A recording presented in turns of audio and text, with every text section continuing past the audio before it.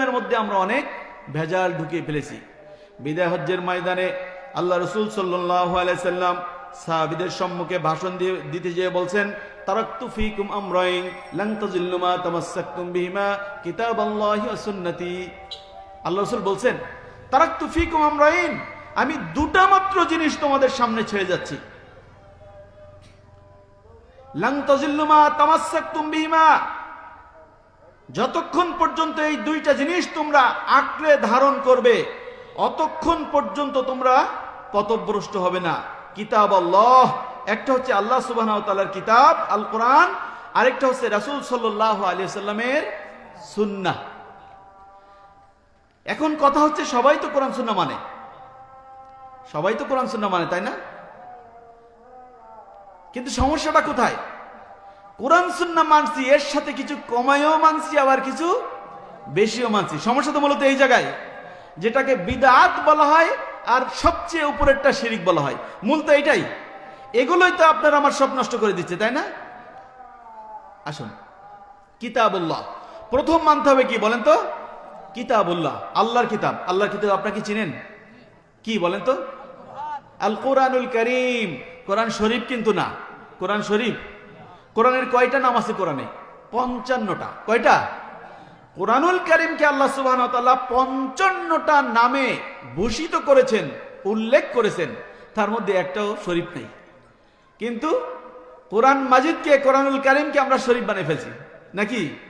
মানে এরকম যে আল্লাহর দেওয়া নামটা আমাদের খুব একটা রং চং মাখা না, তো মজা লাগে না, তা আমাদের নিজেদের তৈরি করে নাম দেই বেশি, খুব বলি, সেটাই মজা লাগে, তাই না? বিষয়টা ওই যে ইবাদত কবুল না হওয়ার, ওটাই হলো কম বেশি হয়ে গেছে। বুঝতে পারছেন বিষয়টা?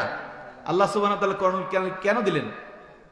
আল্লাহ সুবহানাহু ওয়া তাআলা বলছেন, কিতাবুন আনজালনাহু ইলাইক, এই কিতাব আমি এজন্য তোমাদেরকে দান করেছি, লিতুখরিজান নাসা মিনাজ যুলুমাতি ইলান নূর। এই কিতাবের কাজ হচ্ছে অন্ধকার থেকে মানুষকে আলোকে নিয়ে আসবে। কোথা থেকে? অন্ধকার থেকে আলোকে নিয়ে আসবে। কিন্তু বাস্তবতায় আমরা দেখছি উল্টো। উল্টো কেমন? এই কোরআনুল কারীম কিতাব যারা পঠনের সাথে জড়িত, বস্তুত দেখা যায় সমাজের সবচেয়ে বেশি অন্যায়, অত্যাচার, অবিচারের সাথে তারাই বেশি জড়িত, তাই না? বলবেন যে গান বাজনা বাইস্কুপ করে ওরা খুব খারাপ, কিন্তু যারা তলায় তলায় আপনার বাড়ি যে মিলাদ করে, কিয়াম করে, এরপরে দাঁড়িয়ে কোরআন সুন্নাহ যেটা নাই সেটা মানুষকে খাওয়ানোর চেষ্টা করে, তারা কি কম অপরাধী? ও অপরাধী ঠিকই, আপনার টাকার ক্ষতি করে, পয়সার ক্ষতি করে, ইজ্জতের ক্ষতি করে, কিন্তু এটা এমন অপরাধ পুরো আপনার ঈমানটাকে ক্ষতি করে। কোনটা খারাপ সবচেয়ে বড়? এটা সবচেয়ে বড় না? যে মানুষ হত্যা করে, চুরি করে, ডাকাতি করে, অন্যায় অত্যাচার করে, সে সেটাকে হালাল মনে করে না, বস্তুতই সে এটা হারাম মনে করেই করে। সে মনে করে জীবনের কোন একটি সন্ধিক্ষণে আমাদেরকে তওবা করা উচিত, তাই না? কিন্তু এই শিরক এবং বেদাত যারা করে, ধর্মের নামে যারা অধর্ম করে, মানুষের ঈমান লুট করে, অর্থ টাকা পয়সা লুট করে, এরা কি কোনোদিন তওবার চিন্তা করে? আমি শর্টকাটে আপনাদেরকে বোঝাতে চাচ্ছি যে ইসলাম ধর্ম আমাদের কাছে রয়েছে, যে কোরআন রয়েছে, এই কোরআনুল কারীম তো আমরা মানছি না, আর হাদিস যেটা রয়েছে এর মধ্যে আমরা অন্য জিনিসকে আমরা প্রাধান্য দিয়েছি। কিন্তু আল্লাহ সুবহানাহু ওয়া তাআলা কি উদ্দেশ্যে নাযিল করেছেন? লিতুখরিজান নাসা মিনাজ যুলুমাতি ইলান নূর, মানুষ যেন কোরআনুল কারীম পড়ে, মানুষ তেলাওয়াত করে, বুঝে এবং উপলব্ধি করে। যে কোরআনুল কারীম পড়বে, বুঝবে, তেলাওয়াত করবে এবং উপলব্ধি করবে, জানবে এবং মানবে, আল্লাহ সুবহানাহু ওয়া তাআলা কোরআনুল কারীমের বরকত দিয়েছেন লিতুখরিজান নাসা মিনাজ যুলুমাতি ইলান নূর, অন্ধকার থেকে ওই ব্যক্তি আলোকের মধ্যে চলে আসবে। আলহামদুলিল্লাহ। আল্লাহ সুবহানাহু ওয়া তাআলা আরো বলেন, হুদাল লিল মুত্তাকিন, যে ব্যক্তি রবকে ভয় করবে, এই কোরআনুল কারীম তার জন্য হেদায়েত। হেদায়েত না, হুদাল লিন নাস, সমগ্র মানব জাতির জন্য কোরআনুল কারীম হচ্ছে হেদায়েত, তাই না? কিন্তু আমরা কোরআনের কাছে আসি না, আমরা যাই পীর সাহেবের কাছে, আমরা যাই মাজারে, বেড়াল শাহের মাজার, অমুক শাহের মাজার, বড় ল্যাংটা বাবা আছে না, আমরা মনে করি ওখানে হিদায়াত আছে। কি হলো আমাদের? আমরা কেন এটা মনে করি? এটা মনে করতে কোনো কারণ নাই, কিন্তু আমরা এইগুলো মনে করার কারণে দেখা যায় যে আমরা ইসলাম থেকে বিচ্যুত হয়েছি। আসলে ইসলাম কোনটা আর ভেজাল ইসলাম কোনটা ওটা আমরা বুঝতে পারি না। আসল ইসলাম এবং ভেজাল ইসলাম বুঝতে আমরা বেশ এখানে সমস্যা সৃষ্টি হয়েছে। এই সমস্যার মধ্যে দেখা যায় শেষ পর্যন্ত ইনিয়ে বিনিয়ে কোরআন এবং সহিহ সুন্নাহ আমাদের মানা হয় না। কোরআনুল কারীম আমরা জানি, আমরা শুনি, আমরা বুঝি, কোরআনের প্রতি আমাদের শ্রদ্ধা আছে, আমাদের সম্মান আছে, আমরা চুমু খাই।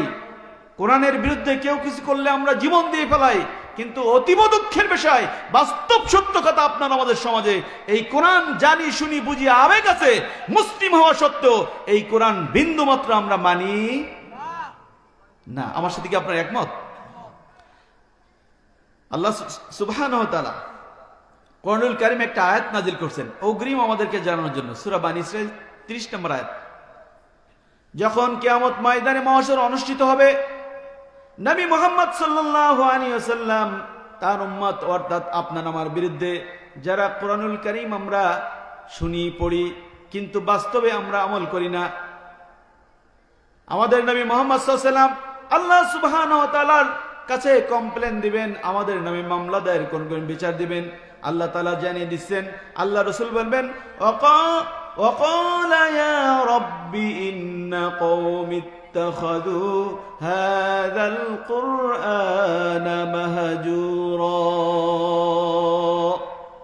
আল্লাহ রাসূল সাল্লাল্লাহু আলাইহি সাল্লাম ময়দানে মাহশরে সমগ্র মানব জাতির উত্থিত মাহশরের দিন আল্লাহ সুবহানাহু ওয়া তাআলার কাছে কমপ্লেন করে বলবেন, আয় আমার রব, ইন্না কওমি ইত্তাখাযু হাযাল কুরআনা মাহজুরা, আমার যে সম্প্রদায় দেখছো, উম্মত দেখছো, এই উম্মতরা কোরআন সুন্নাহ তো মানে নাই। শুধু তাই নয়, হাযাল কুরআনা মাহজুরা, এই কোরআনকে তারা খেল তামাশা এবং হাসি ঠাট্টার বাজে বস্তু হিসেবে তারা গ্রহণ করেছিল। দেখেন, দেখাই দেই, কোরআনের আয়াত পড়ে আর টুংটান ঢোল বাজায় না, কোরআনের আয়াত পড়ে টাকা দেন, হচ্ছে না? কোরআনের আয়াত পড়তেছে আর লিখতেছে আর তাবিজ বানায়, 1001 টাকা নিচ্ছে না?